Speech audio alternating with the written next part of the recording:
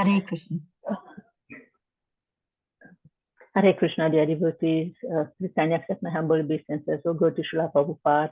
Thank you for giving me this opportunity today just to purify myself and share a little bit of my knowledge.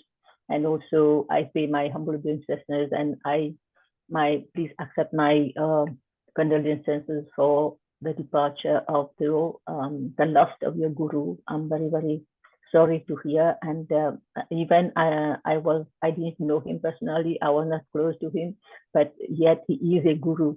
He's a great personality in our parampara, and he has given his whole life to the whole ISKCON community. He did so much. There's around the world. It may say that he was in Kenya or he was in Mauritius or some other countries, but he had disciples. Even here in Canada, he has so many disciples. I remember once he had the COVID, and then other people called me, Mataji, can you take over? Maharaj has got COVID. We have to do yagna for him. So I took the class, like in 2 hours or 3 hours time. They told me that I took the class just to let the community running in not disturbing the classes. Plus, they had the senior devotees of the temple had time to do the yagna for Maharaj. So in that way, I was connected in a way to him, not personally. But for you, I know it's a great loss because, as you said, most of the devotees on this chat, they are the disciple of Guru Maharaj. So if we have time at the end, I would like to sing the Jayanilu song for the departed soul. So saying this, we will start with the Mangalacharan. Om Ajnana Timirandasya Gyananjana Shalakaya Chakshurun Militam Yena Tasmai Shri Guruve Namaha Shri Chaitanya Manobhishtam Sthapitam Yena Bhutali Sayam Rupa Kata Mahyam Dadasi Swapadantikam Vandyaham Shri Guru Shri Yuta Padakamalam Shri Gurum Vaisnavam Cha Shri Rupam Sagrajatam Sahagana Raghunathan Vitam Tam Sajivam Sadvaitam Savadutam Parijana Sahitam Shri Krishna Chaitanya Devam Shri Radha Krishna Padan Sahagana Alita Shri Vishakam Vitam Cha Hey Krishna Karuna Sindhu Dina Bandhu Jagatpati Gopesha Gopika Kanta Radha Kanta Namastite Tapta Kankara Gorangi Shri Radhe Vindavaneshwari Vishivanu Sute Devi Pranamami Hari Priye Vantakalpatarubhyasya Kripa Sindhu Bhavaiva Cha Patitanam Pavanebhyo Vaishnavebhyo Namo Namaha Jai Shri Krishna Chaitanya Prabhu Nityananda Shri Advaita Gadadhara Shri Vashadi Gaura Bhakta Vrinda Hare Krishna Krishna Krishna Hare Hare Hare Rama Rama Rama Hare Hare. So today I need to say that Mukham karoti vachalam pangum langhayate girim yat kripatamaham vande Shri Guru Dina Taranam Paramananda Madhavam Shri Krishna Chaitanya Ishwaram Narayanam Namaskritya Naram Chaiva Narotamam Devim Saraswati Vyasam Tato Jaya Mudirayet Nashtapraisha Bhadreshu Nityam Bhagavati Sevaya Bhagavate Tam Slokir Bhaktir Bhavati Naishtike. So again, Hare Krishna, dear devotees, thank you for joining. And today we are reading from Srimad Bhagavatam, Canto 2, Chapter 7, Text 9. I will read the text and the word-to-word translation, and then translation. And if anyone want, they can read the purport. Thank you.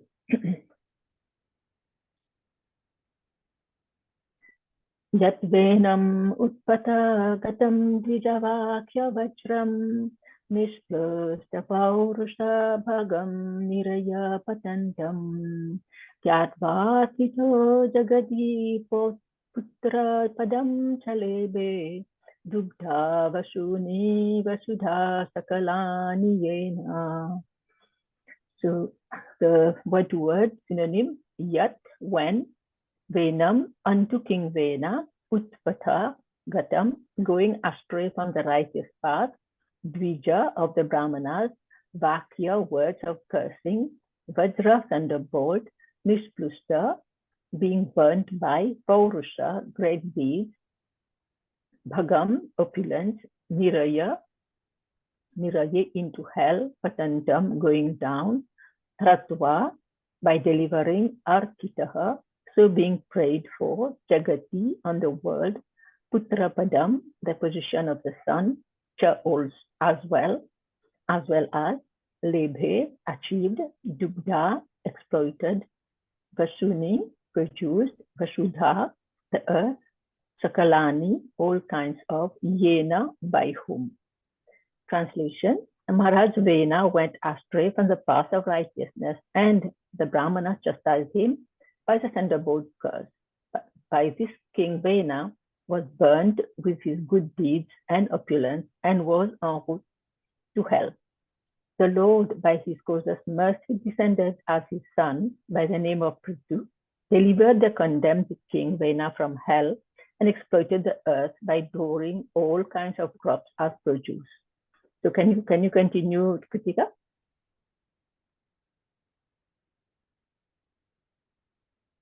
Hare Krishna. Okay. Hare Krishna Mataji, my bandwidth is very low, so I'm trying to let me continue then. By another device, then I can at least join. Okay, let me read them. Purport: according to the system of Varnashrama Dharma, the pious and learned Brahmanas were the natural guardians of society. The Brahmanas, by their learned labor of love, would instruct administrator kings how to rule the country in complete righteousness, and thus the process would go on as a perfect welfare state. The kings or the Kshatriya administrators would always consult the council of learned Brahmanas. They were never autocratic monarchs. The scriptures like Manu Samhita and other authorized books of the great sages were guiding principles for ruling the subject, and there was no need for a less intelligent person to manufacture a code of law in the name of democracy. The less intelligent mass of people have a very little knowledge of their own welfare, as a child has very little knowledge of its future well-being. The experienced father guides the innocent child toward the path of progress, and the childlike mass of people needs similar guidance. The standard welfare code are already there in the Manu Samhita and other Vedic literature. The learned Brahmanas would advise the king in terms of those standard books of knowledge and with reference to the particular situation of time and place.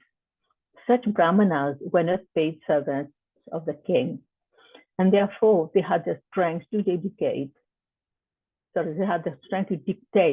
the king on the principles of scriptures. This system continued even up to the time of Maharaj Chandragupta, and the Brahmana Chanakya was his unpaid prime minister.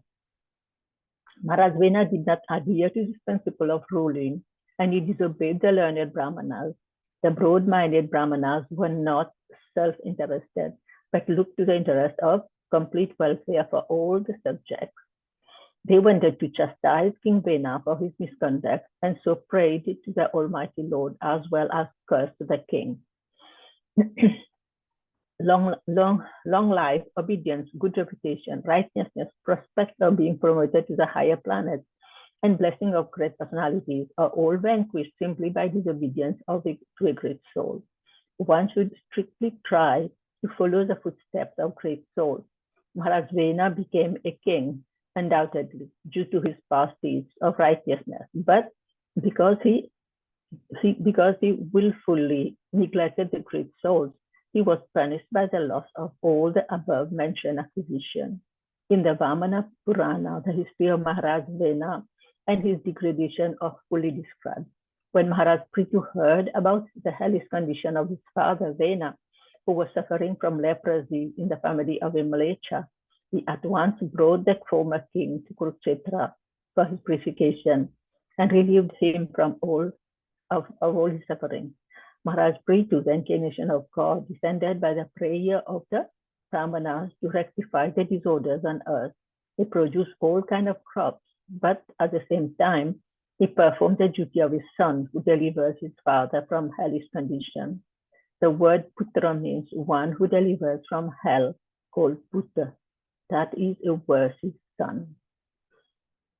So, as we see here, this is written here, scheduled incarnation. And the scheduled incarnation of all the Lord appearance. So the Lord has multiple, he comes so many times. And Srila Prabhupada also said that he writes that there are innumerable incarnations of the Lord, like the waves of the river flowing constantly in and out. So here we see how many incarnations we cannot count. In the previous verses of this chapter 7, we have seen there are in verse 1 the incarnation of Varaha, in verse 2 the incarnation of Lord Hari, in text 3 incarnation of Kapil Dev, text 4 incarnation of Dattatreya, text 5 is the 4 Kumaras, text 6 Nar Narayan Rishis is mentioned, text 7 Vasudeva, text 8 Prishnigarbha, and here I am dealing with text 9, which is text 9 here. We see that Lord, what's his name? Kapil Dev. That Kapil Dev.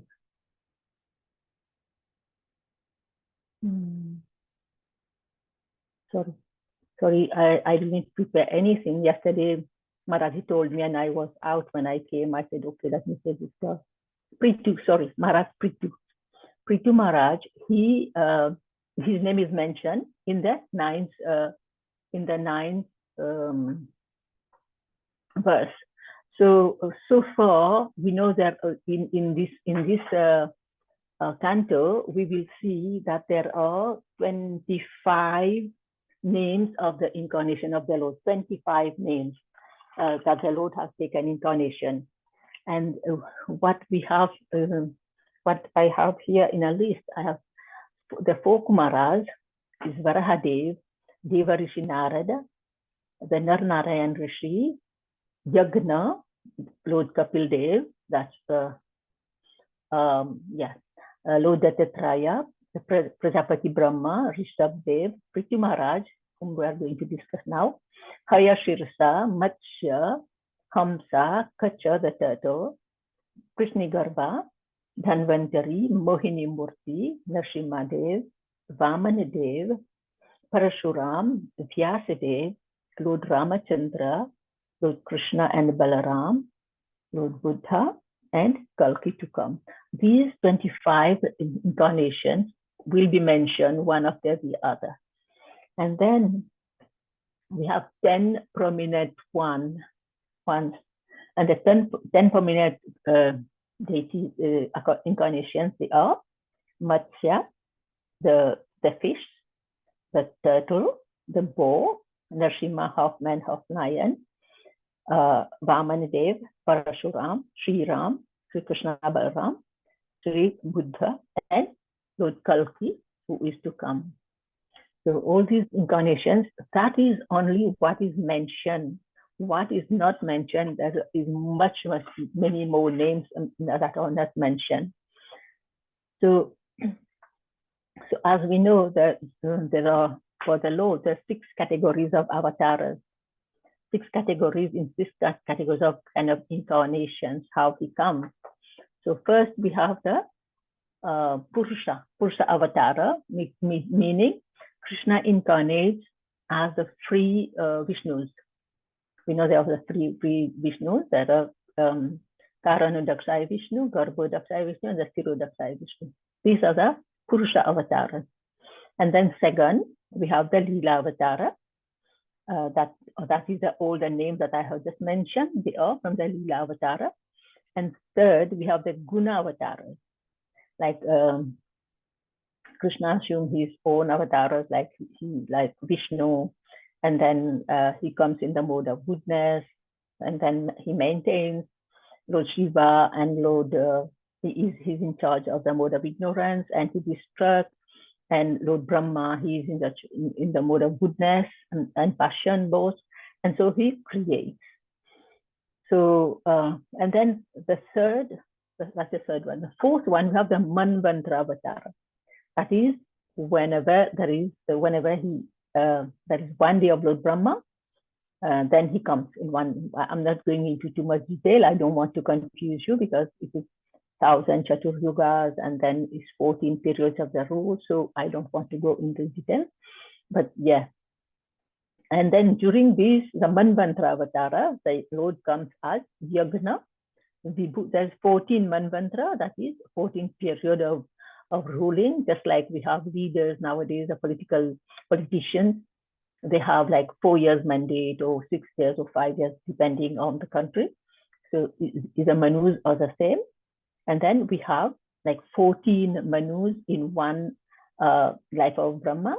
So here we see there is in the Manvantara, the Lord comes out Yagna, Vibhu, Satyasena, Hari, Vaikunta, Ajita, Rishabha, Sarvabhauma, Vikshaksena, Dharma, Sudhama, Yogeshwara, Brinda, Prihadbanu, and Vamana. He comes as result condition in the Manvantara.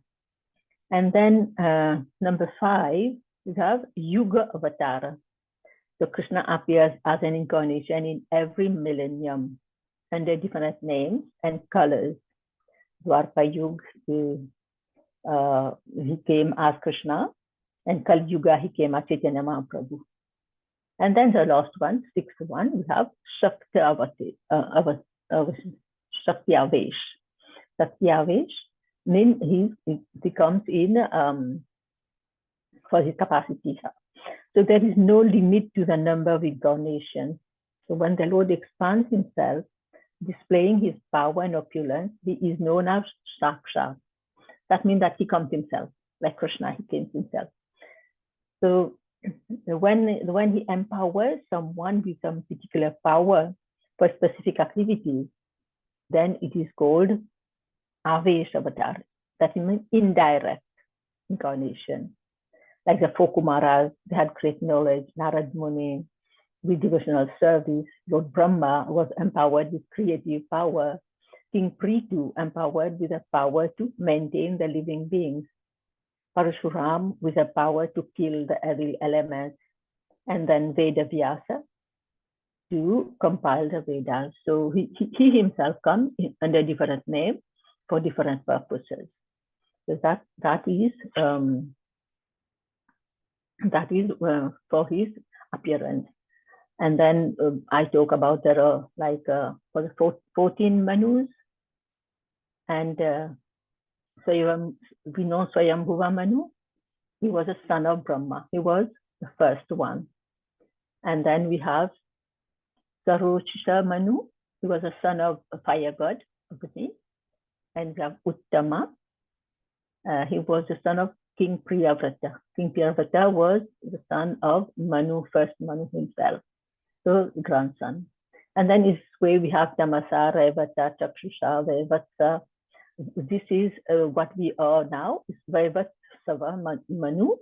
So this is what the sun god, son of Vivashwan, sun god. That is our present Manu here. And then 8 will be Sarvani, 9 will be Daksha Sarvani, 10 will be Brahma Sarvani, 11 will be Rudra Sarvani, 12 will be Dharma Sarvani, 13 will be Deva Sarvani, and then 14 will be Indra Sarvani. So in this, there's 14 Manus. Now, if we go back to our text, we will see, I'll read the translation once again. Maharaj Vena went astray from the path of righteousness, and the Brahmana chastised him by the thunderbolt curse. By this, King Vena was burnt with his good deeds and opulence and was en route to hell. The Lord, by his causeless mercy, descended as his son by the name of Prithu, delivered the condemned King Vena from hell and exploited the earth by growing all kinds of crops as produce. So this King Vena story and Maharaj Prithu story will come in chapter 4, in Canto 4. It's very beautifully written in Canto 4. Now, why such a, actually King Vena, he was a very, very cruel person. So in the descendant of Dhruva Maharaj, that also will come in Canto 4. In the descendants of Maharaj Dhruva, there was a very great and opulent king by the name of King Anga. That was the maybe great grandson of Dhruva Maharaj. King Anga, he had a beautiful, very beautiful wife, and he was very, very grateful to the Lord. And he always took great care of his subjects. He was a very nice king, always taking care of his subjects, but he had a very impious and cruel son by the name of Vena. That is whom we are talking about here. Vena was so bad that the king could not bear atrocities. He would kill young children. He will burn people's house. He will steal. He will do all kind of bad things. And the king got so fed up with him because of his atrocities. And sometimes the king sent him to the forest and give him ample things, ample money, and that he can live his life, but still he will come back and he will steal and he will create atrocities. So the king got so tired. He tried to correct Vena, but Vena was of his own. He would not listen to his father. So he was committing, and the king was so feeling so bad that he decided, he said, I'm not going to stay here, I'm going to leave. I cannot face the people because of my son's atrocities. My son is being very, very bad to people. So he decided to just leave the kingdom, and he decided to go to the forest. That way, one night when everyone was fast asleep, in the dark pitch of the night, he just left home. He went to the dense forest.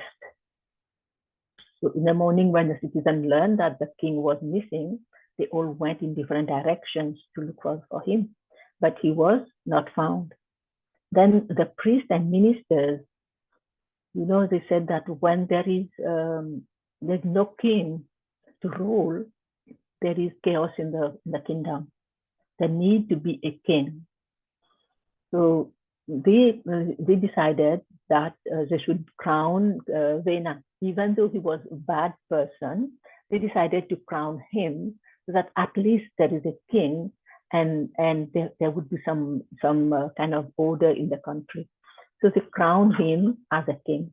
And one thing we should know here also, that Prabhupada he mentioned in his purport, that before there were,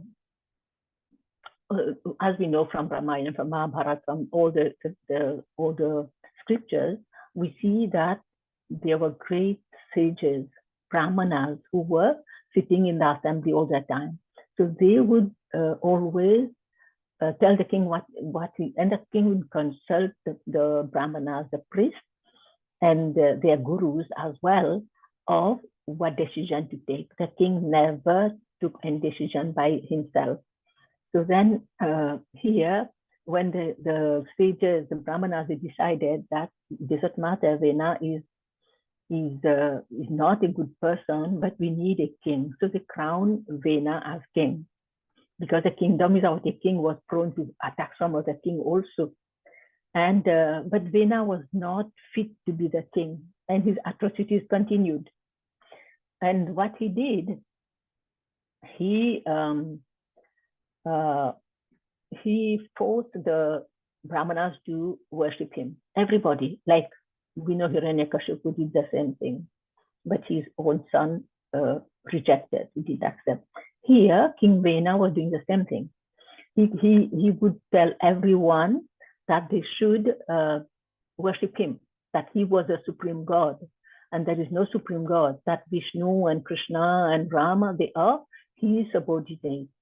So the king, when the sages heard that, the sages, they they become very angry, and they saw the atrocities were continuing, and people were suffering as Vena would encourage thieves and malpractices in the kingdom. So the sages thought that we try to rescue the kingdom by appointing him as a king, but what he's doing is not good. So the sages decided to kill Vena. So because he would stop them from doing yagnas and all, he would tell all the sages to worship him. So with the power of the prayers, they killed Vena. So King Vena had, because he had proclaimed himself as God and wanted the sages to work. So the sages, when they killed him, they didn't use any weapon, and just simply by high sounding mantras and their prayers, it has so much power that they killed Vena. Then they returned to their respective hermitages. They didn't stay, because usually they would spend more time at the palace with the king, just try to advise him. So then they returned back. So the mother of King Vena, who is Sunita, her name is Sunita, she was very, very much aggrieved on seeing her son's dead body.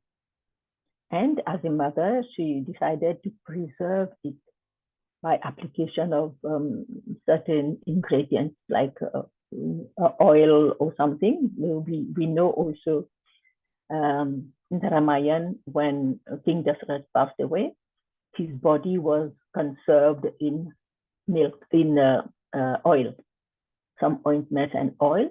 And also here we see the Sunita, the mother of Vena, she also chanted some mantras to keep that body, to preserve that body. So after some time, the same sages, they gathered by the river Saraswati. Usually the sages would gather some place to discuss what is happening in the kingdom. So they gathered, and then they were talking about the situation of the country and their people. So people were suffering more and more. So the sages decided that because there's no king and there was no law and order in the country, so people were suffering more. So the sages thought that they killed the king by their power. They could they could subdue the disturbances that was happening, but they considered it improper because the country needed a king. So they decided that the descendant of the pious King Anga should not be stopped, because King Anga, the father of Vena, was a very pious king. Remember, he comes from the lineage of Dhruva Maharaj. So they didn't want to, and they knew because children who will be born in that lineage, in the lineage of King Anga, they were prone to become great devotees of the Lord because of the piety of King Dhruva and King Anga. This was sure that the lineage that will be continuing, they will be very pious people. So, but since King Anga's wife was a daughter of death personified, King Angas married the daughter of death personified. And from that side, because there are always some inheritance that a child gets from their mother, mostly sons, they get it from their mother. So that is what Prabhupada explained in his purport. And so because of the pollution from his mother's side, King Vena was born and was also polluted. That is from the mother's side he got. Now the sages were thinking not all the children coming from that lineage would be bad. One was unfortunate, not all of them. So the sages decided to churn the dead body of King Vena. They churned his thigh with great force, according to a specific method and specific prayers. Then a dwarf-like person was born from the thigh of Vena. They named him Bahuka. So he was dark like a crow. His arms and legs were very short, and his jaws were large. His nose was flat, and his eyes red, and his hair copper colored. So this is the bad part from King Vena. So he was very submissive. As soon as he appeared, he was very submissive to the Brahmanas, and he asked them what he should do. And he immediately kind of took charge of the resultant actions of King Vena's sinful activities. Whatever bad activities King Vena had done, this dwarf-like person born from the tie of King Vena, he immediately took the charge of the all resultant ones. So in this way, so he became in charge of a class of people known as Nishada. Nishada is, I think, it's a clan that still exists. And these Nishadas, they are always engaged in sinful activities. They are always robbing, killing, stealing, and doing nonsense. So they are only allowed to live in the hills and forests.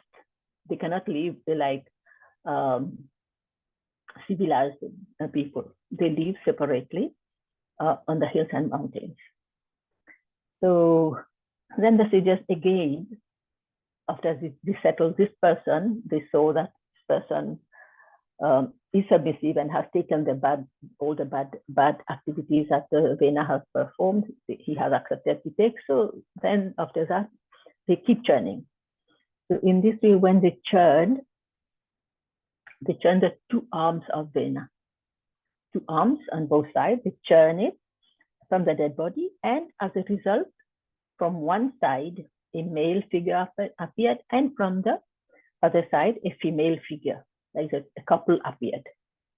So, and they were these two persons. Later on, they will become King Prithu and Queen Archie, Prithu's wife. So that story will be in the following chapter, and I don't want to go into that one also. So I had a question before. Why, like Prabhupada wrote here,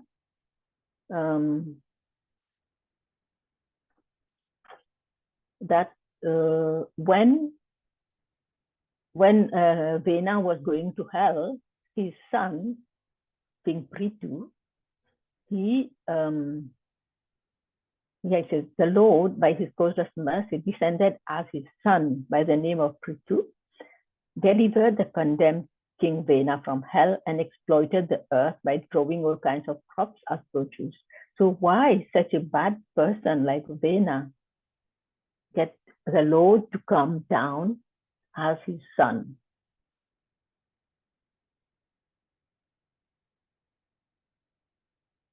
Anyone has an answer for me? Please unmute.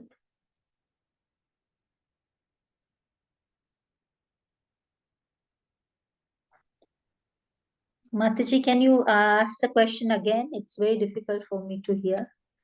Okay. Why King Vena was very bad, okay? So when he was going to hell, his son, the Lord appeared as his son.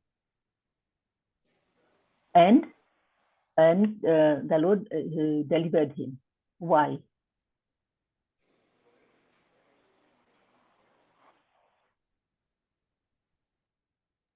Hare Krishna. Hare Krishna, Hare Prabhuji. Hare Krishna Mataji Kanchal. Please accept my humble obeisances. Also, the devotees, please accept my humble obeisances. Maybe because just a guess that he was already scheduled to come because he had been requested to come by the Brahmanas, but maybe then he found Maharaj Vena was his father in that incarnation. Very good, Prabhuji. Yes, that also is there. It was a scheduled incarnation, as we said. Yes, the Lord has arranged it, yes, but because the Lord didn't want to break that that kind of lineage coming from Dhruva Maharaj. He was from Dhruva's lineage. He was coming from, and Anga, his father, also was a very good person. So the Lord decided that this person, he was polluted by the side of his mother. That's why the Lord, as you said, scheduled incarnation also, the Lord came. Now, King Anga said in his, King Anga took it to be his good fortune. He said, it's good to have a son, but it's better to have a bad son. So what is your thought on this? Why? Why would the king think like that?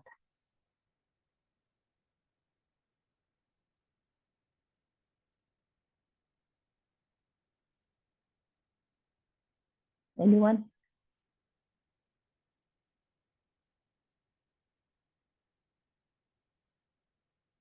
So the king said, King Anga said, if you have a good son, yes, he will take care of you.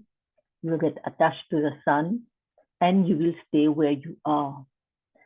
King Vena was so bad that he forced the king to leave the kingdom, the family, even his beautiful and young wife and all his opulence, and then to go in the forest. So he preferred that bad son in a way because that bad son gave him the opportunity to go to the forest and to practice his spiritual life. That's why he said, it's good to have a son, but it's better to have a bad son. But what happens? We see it with our material eyes. We see that Vena was very bad and he caused his father trouble, pain. But in another way, it was kind of a blessing in disguise for Anga. Otherwise, if he had a good son, he would not live. He would be attached. He would get entangled more and more in the material world. Because he was very good. That's why he had that opportunity to live and go. So I think we should think like that as well. There's this beautiful story of King Indradumna. He was a great king. So he was just sitting there and he left home, he left family members, he left kingdom and all, just meditating, sitting under a tree and meditating, closing his eyes in deep meditation. So there was a group of sages and I think it was Angira Rishi or one of the sages, they were passing by and they said, look at this person, he's just sitting there, not even bowing down to the sages. And the sage cursed him to become an elephant. That's how he became Gajendra. But then we will have the argument, he was just sitting and meditating. Why this sage cursed him? He didn't do anything bad. But that also, the sage saw that when the Lord wants to kind of hurry things, he wanted to happen quick. So he will send something like that.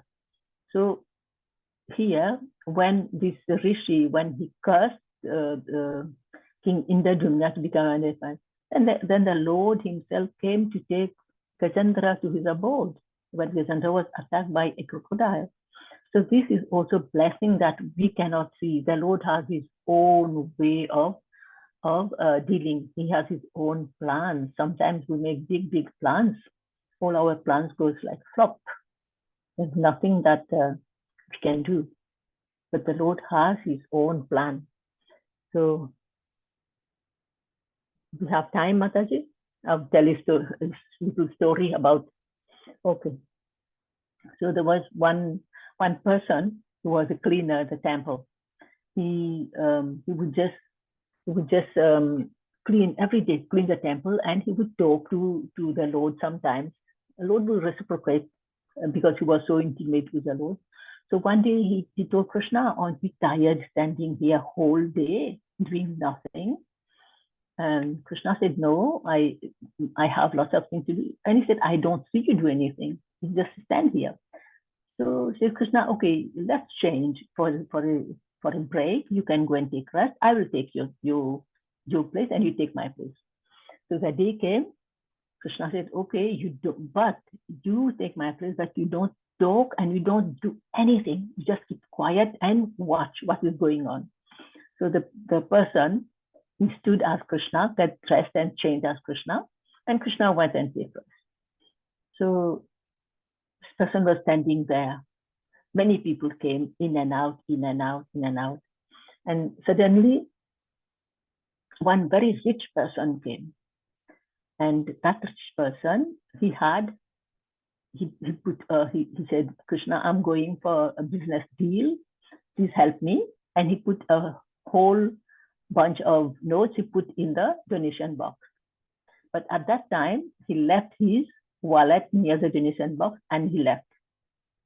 Now, second, a very poor beggar came in. Poor beggar, he's very old man, and he started crying. He said, Krishna, for a week or so, we haven't had anything. My family is dying. I am dying. Please help. Then he had some little coin in his hand. He went to put in the donation box and he found this purse. So he took the purse and he went away. And when he went away, the third person came in. Now, when the third person came in, the third person, he was a sailor. He was going to the sea. And then he came to the temple and he prayed, Krishna, I'm going on a long voyage. Please protect me. And then as the sailor was leaving the temple, the rich man who left his purse, he came with the police. And he said, I left my purse here. This person has taken my purse. So what happened now? This person said, no, I haven't taken your purse. I just came here doing my Prem Gopi. Now, this person who was acting as Krishna, the cleaner, he couldn't see that what is happening. They're taking the man to jail, the sailor to jail, and lots of things. So he says, stop. He hasn't taken. The beggar has taken. This person, he should not be put in jail. He changed everything.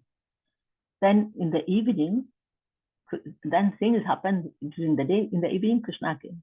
Krishna said, so how was your day? What did you do?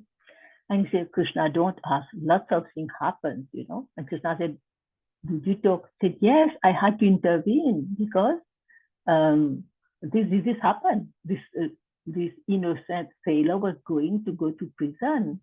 So, and this poor man, he took the purse. So the rich man had to go and find him and just explain what happened. So Krishna said, I told you not to talk.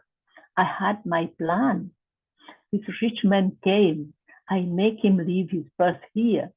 And the poor beggar, whole family died because he had the purse. And then the police went and find him and got the purse from him. So he didn't have any money. His family died. Rich man, he would go and do his business anyway. The sailor who was supposed to spend the night in the jail went because that ship is going to sink. I wanted him to be in jail. And I wanted the poor man to have food for his family. Now to change all the plan. So he said, Krishna, I cannot even think of how much you think about the welfare of your devotees and how many plans you're making on a daily basis. I cannot do that. I can't even think about that. So Krishna says, that's why you should not change place. Stay in your place, let me stay in my place, let me do whatever I have to do. So yes, I think I will end on this note. And do you have any questions or comments or things to add or correction, please unmute and go ahead. Thank you. Thank you very much, Mataji, for today's session. I know I ambushed you. You didn't have even 10 hours to prepare for this session, but you still have done a good job, and you told us so many stories that at least I had never heard about Vena and the whole pastime that you said, and how Maharaj Prithu, the incarnation of the Lord, descended. So thank you very much. You started with the 25 incarnations and then described the 10 incarnations. You gave us the 6 categories and the various stories. So, and the last one was the best. I really enjoyed that story. So Krishna has his plans, and it might look as if Krishna is torturing us by putting us in the jail, or, for example, in a negative situation, but it is for our own good. And we learned from King Anga that in spite of having such a bad son, he took the right meaning and said, "Oh, because of him, I could go and concentrate on my spiritual life." So, thank you very much for putting all these points out and making it relevant to us. Otherwise, sometimes the stories we listen, they are not relevant. We can't see the relevance of it, but you really brought that out, and that is a good quality of Brahmana, when they make things relevant to the present situation, to the time, place, and circumstances we are in. So thank you, Mataji, for that. I just had a small minor question. Mataji, in the incarnations, 10 prominent incarnations, you said Krishna Balram. Yes. Do we say that, or okay? So we say Balram only, but then both came together, Krishna and Balram together, you know? Yeah, because Krishna is already there in the Dwarpa, so this is Krishna Balram. I'm used to that. My Guru Maharaj used to say Krishna Balram, so yeah. Okay. Thank you, Mataji, for that clarification. And I open it up to any. And then some of the avatars are mixed up, like Shaktavesha. You said Parshuram, and yet he was in another category as well. So, yes, they come, but then that is how they are used.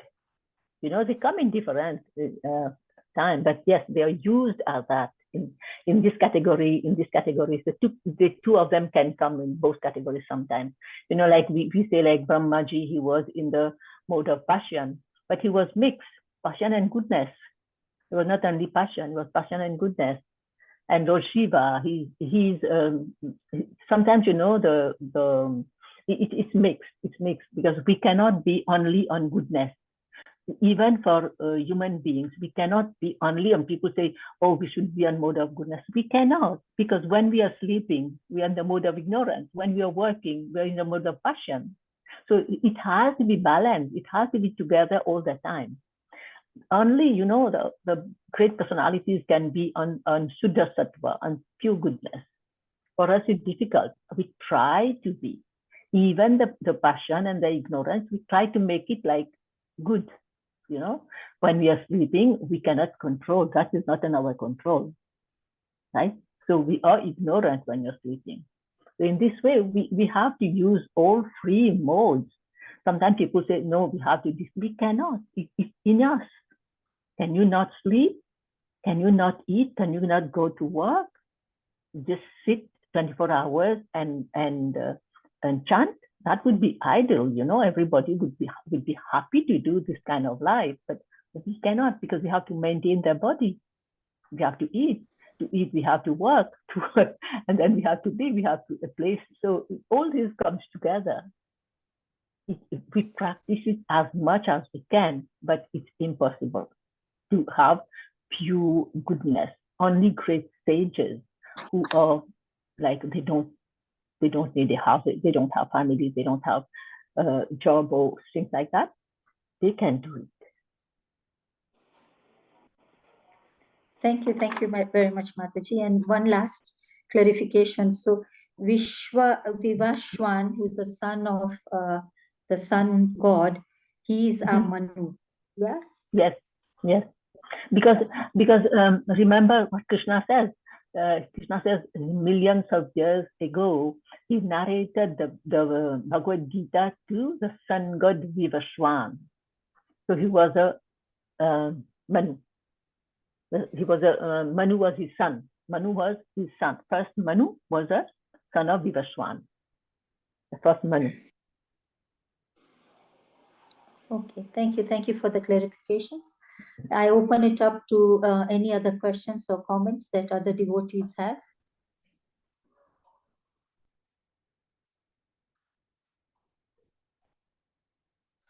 If there are no questions or comments, can I request Dennis Prabhu, are you able to close the session for us today? Hare Krishna. Mataji, you want to hear the Jayanilo? Yes. Let's have the Jayanilo and then close the session. Thank you so much, Okay. Mataji. Yes, this is a very nice bhajan that usually we sing when a great personality leaves their body. So yeah, it is written by Narottam Das Thakur. Jayanilo Premadhana Karuna Prachu Jayanilo Premadhana Karuna Prachu Heno Prabhu Kota Gaila Acharya Thakur Hena Prabhu Kota Gaila Acharya Thakur Jayanilo Premadhana Karuna Prajo Kaha Mora Swarup Rupa Kaha Sanatan Kaha Mora Swarup Rupa Kaha Sanatan Kaha Dasa Raghunatha Patita Pavan Kaha Dasa Raghunatha Patita Pavan Jayanilo Premadhana Karuna Prachar Kaha Mora Bhatta Juga Kaha Kavira Kaha Mora Bhatta Juga Kaha Kavira Eka Kali Kotha Gila Gora Natara Eka Kali Kotha Gila Gora Natara Jayanilo Premadhana Karuna Prachur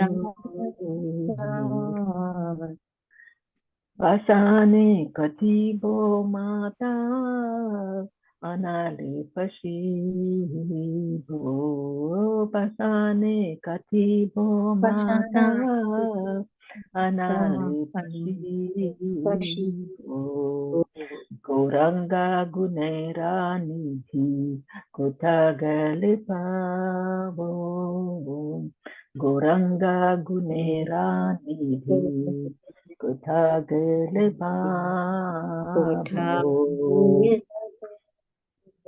Jayanilo Premadhana Karuna Prachur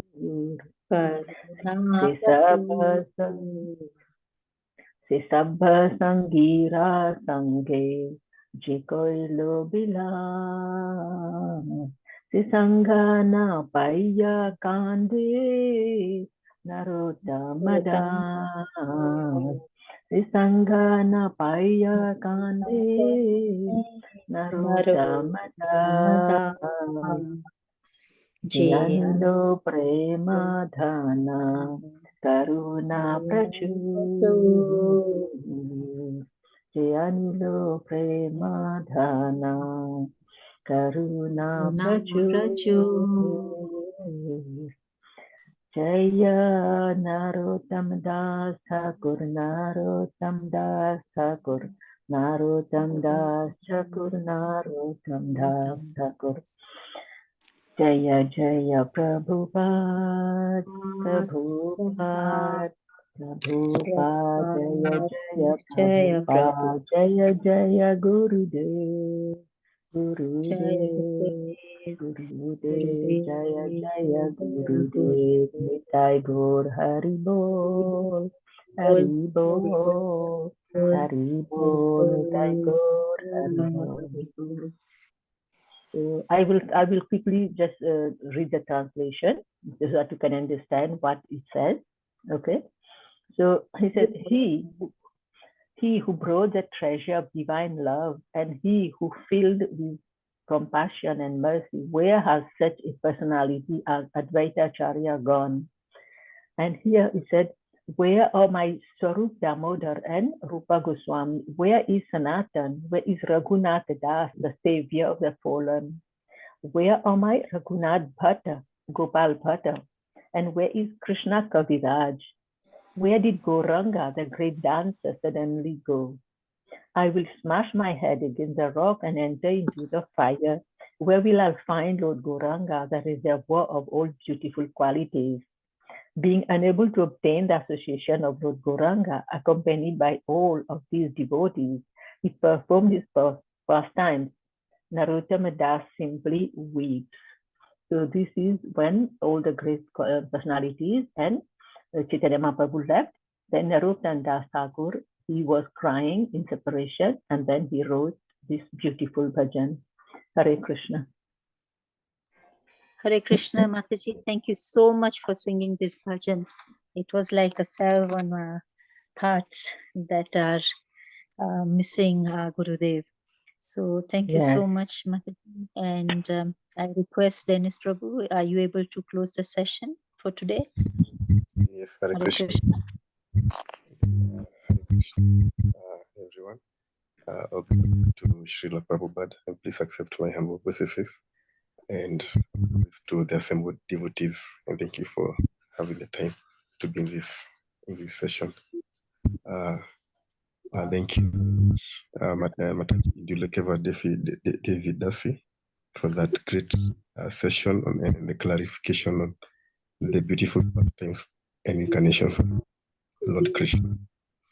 So may I request all the assembled devotees to kindly unmute and chant the Maha Mantra. Two rounds as we close the session. Hare Krishna, Hare Rama, Hare Rama, Rama Rama, Hare Hare. Yascha Kripa Patitanam Pavanebhyo Namo Namaha. Grantaraj Bhagavatam ki jai, Ananda Koti Vaishnavin ki jai, Srila Prabhupada ki jai, Guru Maharaj ki jai, Eldoret Yatra ki jai. Thank you all of you for joining the class today. Indulekha Mataji ki jai. Srila Prabhupada ki jai. Thank you. Thank you. Thank you. Thank you so much, Mataji, for coming to our rescue last minute. Thank you. Hare Krishna. Hare Krishna. Thank you. Thank you, Mataji. Beautiful class. Hare Krishna. Hare Thank Krishna. you, Hare Krishna. Hare Krishna. Thank you.